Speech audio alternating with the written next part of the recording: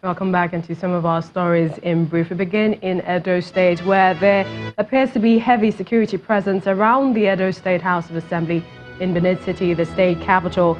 The 6th Assembly was dissolved Friday, 7th of June, following a valedictory session on Thursday as their tenure officially came to an end. And we gather that the governor is yet to write the clerk of the House to convene and inaugurate the incoming 7th Assembly, raising tensions and suspicion among staff that the delay may not be unconnected with internal politicking within the All Progressives Congress, which has the entire 24 members of the incoming assembly.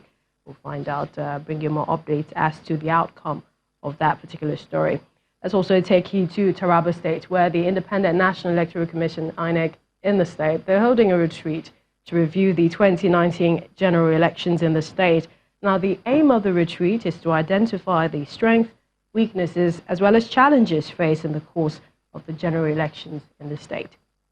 Elsewhere, Kano State government, they denied any involvement with the ongoing corruption allegations against the Emir of Kano, Muhammadu Sanusi II. The Director General in charge of media and publicity to the governor says that reacted to the meeting between the governor and the Emir in Abuja at the instance of Alhaji Aliko Dangote and Governor Kayode Fayemi, saying the meeting was just meant to iron out the issues raised by the creation of new emirates in the state. The human rights group, the Socio-Economic Rights and Accountability Project, SERAP, along with civil society groups Budget and Is Enough Nigeria, EIE, they have filed a lawsuit at the Federal High Court seeking to stop the National Assembly Service Commission from paying the incoming members of the 9th Assembly over 4.68 billion naira as welcome package. SERAP, Budget and EIE say they are suing on behalf of themselves and more than 1,500 concerned Nigerians. In a statement, they accuse the Revenue Mobilization Allocation and Fiscal Commission of failing to do any downward review of salaries and allowances of members of the National Assembly since 2007, despite the economic downturn in the country. The statement reads in part, quote, "Unless the relief sought by the plaintiffs are granted, the defendants and members of the National Assembly will continue to benefit from these outrageous salaries and allowances in breach of the law and at the expense of millions of Nigerians living in extreme poverty." End of quote. Joined as defendants in the suit are the President of Senate, Speaker of the House of Representatives, National Assembly Service Commission, and Revenue Mobilization Allocation and Fiscal Commission. And spurred by the election of a senator-elect on its platform, the Young Progressives Party, YPP, has started the process of nationwide mobilization to become a force in the nation's political scene.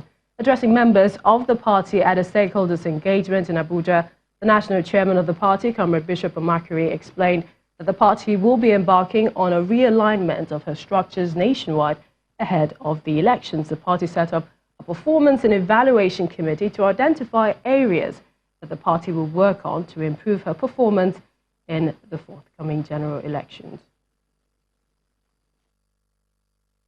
The party shall embark on a realignment and alignment of her structures nationwide. In no distance time, the party shall inaugurate what I would call a task force, but their responsibility is to carry out evaluation of performance in the various states in the quest of repositioning or restructuring our party structure nationwide. It's time for us to begin to organize and enhance the growth of our party in the overall interest of all and by extension to the country at large. Well, let's hear from the national chairman of the YPP and their plans for the new approach to party politics. Mr. Bishop Amakiri joins us from our Abuja studios. We'd like to thank you for joining us at this time. Let's ask you, the plans to remobilize, re-strategize, are you getting ready already for 2023, or this is about your performance solely in 2019?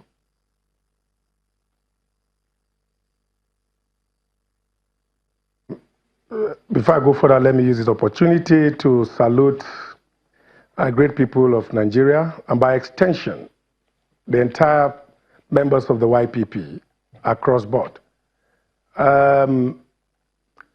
The exercise we carried out over the weekend is to consolidate on the YPP-driven mantra.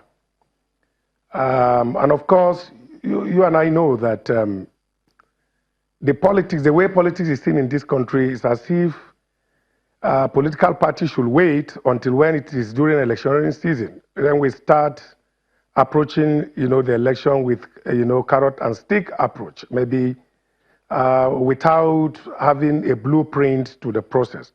So we think it is necessary that we start the process of building from now, start to organize, identify areas where we need to tighten the loose ends. And I'm happy that all the state chairmen across Nigeria and the 36 states, including the FCT, we converged on Saturday to begin to develop modalities that will help the party's growth in the future and to also help the party reposition, itself in the political activities of Nigeria. So far, I would say it is a win as far as the party is concerned. We went for our first match and we were able to win. This is our first, appearance in elections in Nigeria. And we're able to join the political mainstream of Nigeria by producing a senator. Let me ask you. And I'm very optimistic that going forward, Nigerian is going to experience a lot of, what I would call a lot of surprises. Because the party is not just coming on board just for the purpose of being on the ballot paper. We are coming with a blueprint to bring, dynamism into Nigerian politics. Mr. Amakiri, just because we're running, we have little time, just to briefly ask you, and if you can answer this in less than a minute, your party's position for the leadership of the National Assembly. I mean, we've had several political parties with their choice candidates. What's the YPP's position?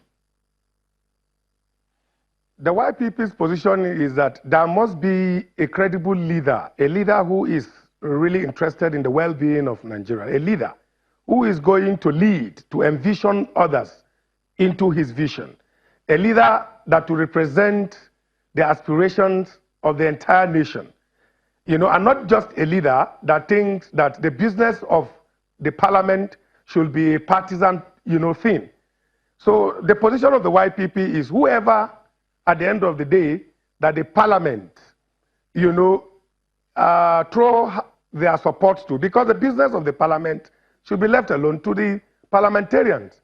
So we will only advise, and I think that the YPP's representative in the Senate is actually hobnobbing, fraternizing with the best he thinks, he should, romance with. All right. So we'd like to thank you, Mr. Bishop Amakiri, National Chairman of the YPP. We do apologize, but thank you so much for your thoughts on that particular issue. And before we go, the newly inaugurated Kogi State 7th Assembly says their agenda is to put the interests of the state above any personal interest in order to move the state forward. The governor, Mr. Yahya Bello, is asking them to live up to the expectations from Kogi people, and he gave the charge on the floor of the State House of Assembly during the inauguration of 25 new members of the Assembly. I, Prince Matthew Olushola Kolawole, do solemnly swear and affirm that I will be faithful and bear true allegiance to the Federal Republic of Nigeria. I want to assure all of you that the current 25 House of Assembly members being inaugurated today will never betray a trust. And don't forget your permutations for the 9th NAS leadership, hashtag Lunchtime Politics, LTP at CTV Politics at Channels TV. Thank you for watching the program at this time. I'm Millicent Walker. I'll see you soon.